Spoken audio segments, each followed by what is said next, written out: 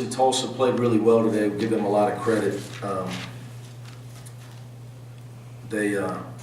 Their small lineup is it's just a tough matchup for us. And we had to make sure.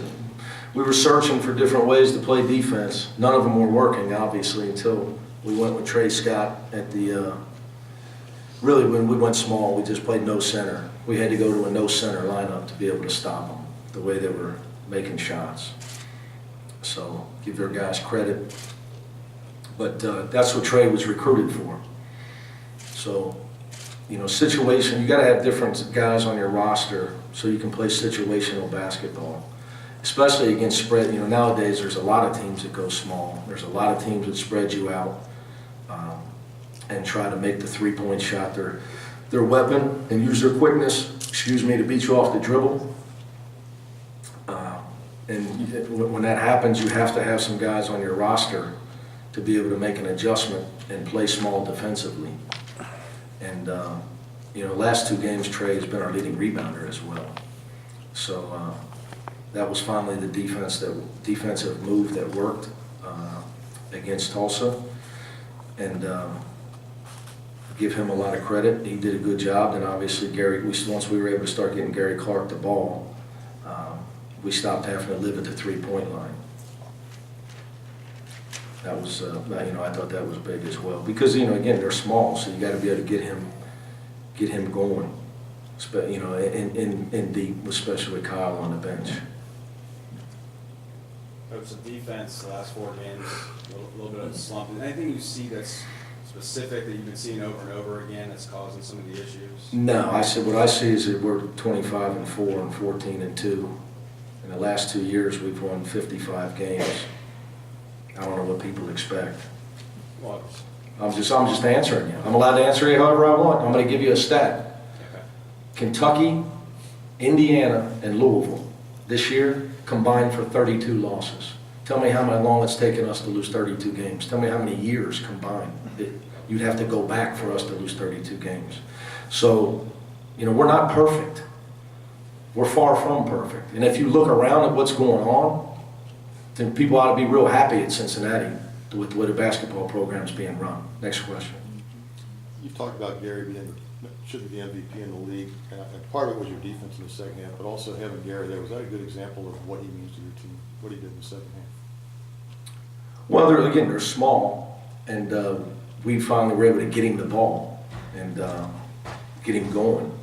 But I told him in the locker room, you know, players win games. And he's got to be assertive at all times. But he's a great player. But I would say this because I don't want you. I said he's one of the guys. Okay, there's a lot of good players in this league, and so I'm not one of those guys. My guy should be player. You know, Gary's a great player. Obviously, I'm partial to my guy, but there's been some guys that have great years in our conference, notably Rob Gray and some other guys. So. I respect all the kids. There's some really good players in our league. Jaren's been in a little bit of a shooting slump, which he obviously came out of today. Has he been putting in extra work? Yeah, but I thought I had a meeting with the staff Friday early, and we talked about everything, each guy, what they needed to do as a shooter to shoot the ball better. And it's going to start happening, period. It's not arbitrary. So you want to make shots, you got to get your feet apart, you got to get lift, you got to get your hips down, your hips back, and your head forward. Stand up, shoot 22-footers. See, there was a time in basketball, and you watch ESPN Classic, nobody even shot the ball from where the current three-point line is. Really back when you were in your prime. But so those. If you're going to shoot the ball with range, you have to shoot the ball through your legs. All you got to do is watch Steph Curry and Klay Thompson, and watch them. Today's kids, they all want to shoot it out there. Well, then there's fundamentals. If you're going to shoot it out there, you're going to shoot it. You're going to get your feet apart so you can get your hips down, and so you can get some lift on your shot.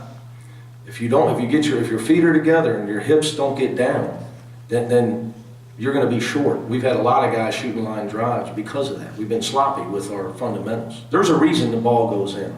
If you shoot the ball the right way all the time and you're committed to that, And in our program, you know, we got good kids because they look at them, they made the adjustment. You know, and it's my job to make sure that my staff, and when we go to do shooting stuff, that it's getting done the way it needs to be taught, the right way. It's no different than a blocking technique. It might work 2 out of 10 times, and you have bad technique. You gotta have the right technique, the proper technique, at anything to do it well consistently.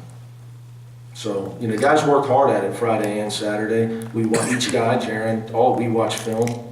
Each shooter had to watch film of their makes and misses. You know, we put a lot of time in on trying to do it and trying to get these guys to become better players. So they weren't, you know, I give those guys credit.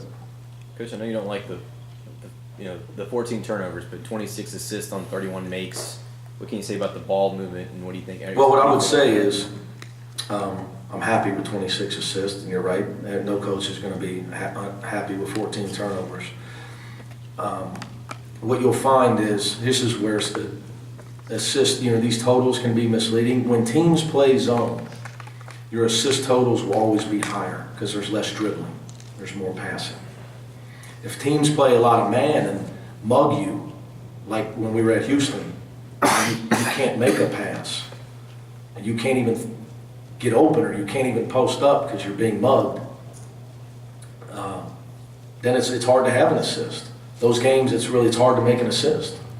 So that's why, you know, I won't get too excited. You know, I know why the assist totals are high and low. For us, we need to be able to make assists when a team's climbing into us and trying to take us out of our offense playing man-to-man.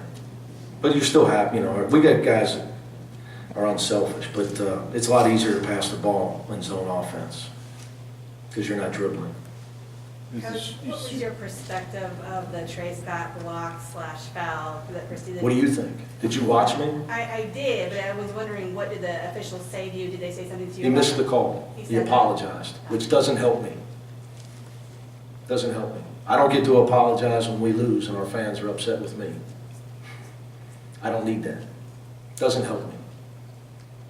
Speaking of the shooting, just briefly, is this maybe a good test, if that's the word, for postseason where you're going to maybe need to outscore somebody? Is that? I will say that, Gress, you know, when my dad was young, he and my mom had this little trophy. I said, what was it? And he was bragging that they won this dance contest down at Moonlight Gardens, Old Coney Island. Yeah. You ever get one of those?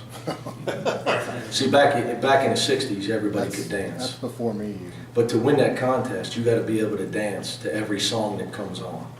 So if you're going to make a run, you can't just win one way. So yes, is the answer to your question. I mean, you know, you're going to run into some games where a team gets hot, and you got to be able to score with them. You're not going to be able to just shut everybody out.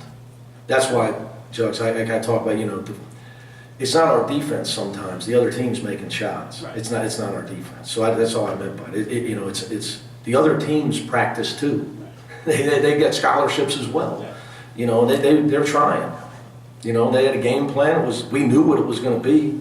It was the right game plan. Frank's a good coach. They've won 6 in a row. They're probably going to be a 4 seed in the tournament. So, but yeah, you got to be able to win different ways if you're going to make a run. You have to. But that being said, we got some guys that, you know, I'll leave you guys with this. We have got to be, if we're going to take the next step as a team, Gary has got to take control of his team. And he's got to raise guys to hit. He's got to set the standard.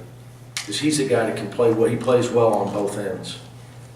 And he's got to hold Kyle accountable defensively. See, you're never going to be great if a guy only defends because the coach is going to take him out or yell at him. I don't think that the Golden State Warriors are worried about Steve Kerr yelling at them. What I think is that they rotate defensively because they're worried about Draymond Green yelling at them. See, I think, you know, great teams have internal pressure. Great teams hold each other accountable. And these are the things that separate, you know, when you get to the top and there's a lot of, you know, and we're trying to prepare the guys to play in a 1-and-out tournament. Where it's over. One game's over. So it can't be okay to just let guys, we check you into the game and the first thing you do is lose your man and give up a 3. you got to be fearful that when you come back to the bench, your teammates are going to be on you, not the coach. And that to me, that's what separates the great teams, if you look around pro sports. So, you know, that's what I believe. Thanks, guys.